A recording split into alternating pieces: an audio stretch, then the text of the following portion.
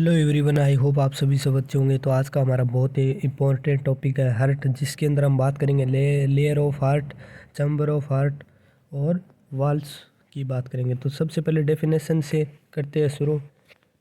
Heart is a hollow muscular organ. Heart क्या है? एक होलो मस्कुलर ऑर्गन है, अंदर से खोखला, मस्कुलर, होलो मस्कुलर, जो कि ब्लड पंपिंग के लिए रिस्पॉन्सिबल होता है। किसके लिए रिस्पॉन्सिबल होता है? हार्ट पंपिंग के लिए, जो कि पूरी बॉडी को ब्लड सप्लाई करता है पंपिंग के द्वारा। अब बात करते हैं शेप। हार्ट की शेप कैसी है? कौन शेप, बंद मुट्ठी के समान, लाइक क्लोजेड फिस्ट, बंद मुट्ठी के समान। Size 12x9x6। लंबाई कितनी होगी? लेंथ 12 सेंटीमीटर और चौड़ाई 9 सेंटीमीटर और मोटाई 6 सेंटीमीटर। वेट की बात करते हैं 250 से 300 ग्राम। लोकेशन कहाँ होती है इसकी? स्टर्नम से लगभग 2/3 भाग लेफ्ट में तथा 1/3 भाग स्टर्नम से राइट साइड में। 2/3 भाग तो होगा लेफ्ट साइड में और 1/3 भाग कहाँ होगा? राइट साइड में, स्टर्नम के मिड स्टर्नम माने बीच में। अब बात करते हैं लेयर ऑफ हार्ट। हार्ट की 3 लेयर होती है, पेरिकार्डियम, मायोकार्डियम और एंडोकार्डियम। पेरिकार्डियम की बात करते हैं सबसे पहले। यह आउटर मोस्ट लेयर, यह सबसे भारी लेयर होती है, आउटर मोस्ट लेयर।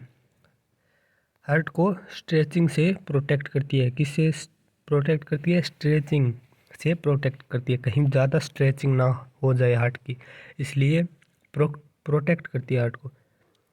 यह सिंपल स्क्वेमस एपिथेलियम टिश्यू से बनी होती है, सिंपल स्क्वेमस एपिथेलियम टिश्यू से। इस लेयर में फ्लूइड पाया जाता है, जिसे पेरिकार्डियल फ्लूइड कहते हैं। इसकी नॉर्मल अमाउंट कितनी होती है? 15 से 35 ml।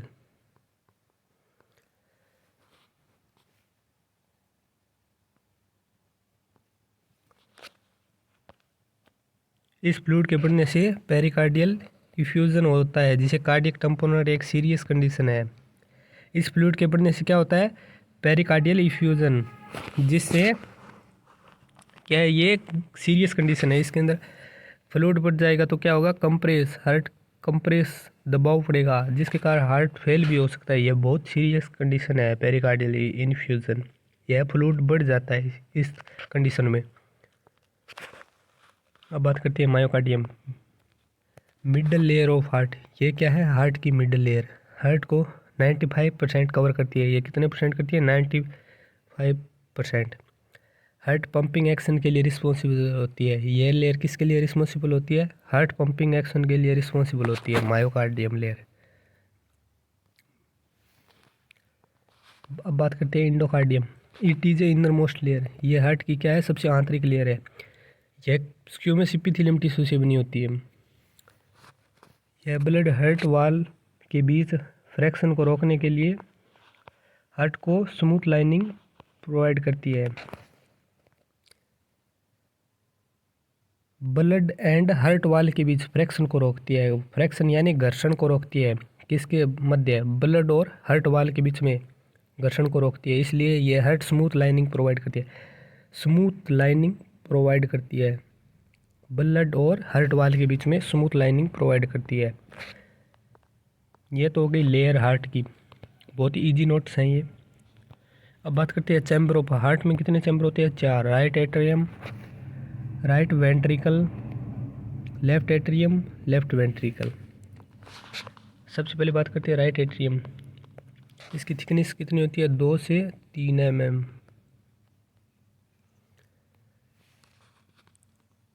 सुपीरियर वेना कवा SVC IVC इन्फीरियर वेना कवा से डीऑक्सीजनेटेड ब्लड को प्राप्त करती है, अशुद्ध ब्लड को प्राप्त करती है। किससे? इन्फीरियर वेना कवा और सुपीरियर वेना कवा। फिर ट्राइकोस्पिड वाल के द्वारा ब्लड राइट वेंट्रिकल में चला जाता है। किसके द्वारा? राइट एट्रियम से राइट वेंट्रिकल में चला जाता है। इनके मध्य राइट एट्रियम और राइट वेंट्रिकल के बीच में ट्राइकोस्पिड वाल पाई जाती है। जैसे ही यह वाल ओपन होती है तो ब्लड कहाँ जाता है? राइट वेंट्रिकल में। अब बात करते हैं राइट वेंट्रिकल। इसकी थिकनेस कितनी होती है? 4 से 5 mm। 4 से 5 mm।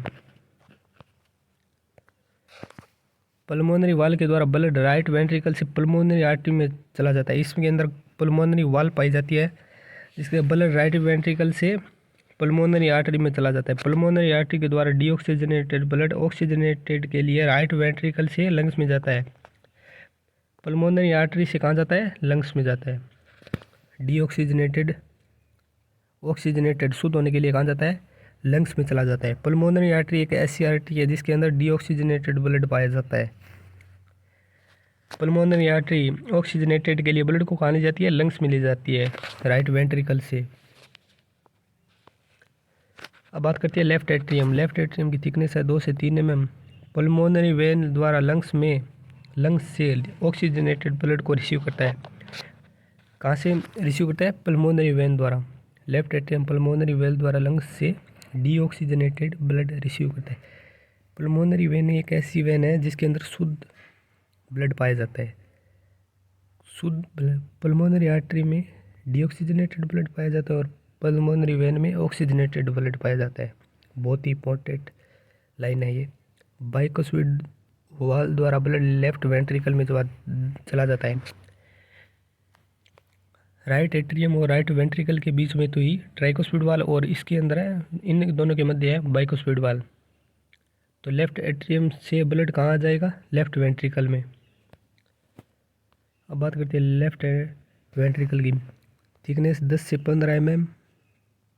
एरोटिक वाल के मध्य ब्लड लेफ्ट वेंट्रिकल से बॉडी की लार्जेस्ट आर्टरी असेंडिंग एरोटा में चला जाता है।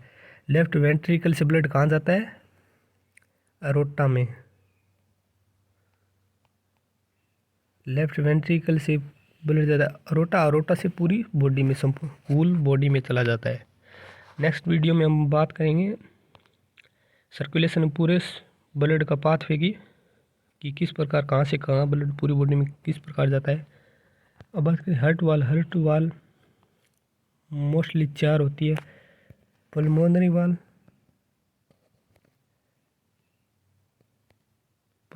वाल,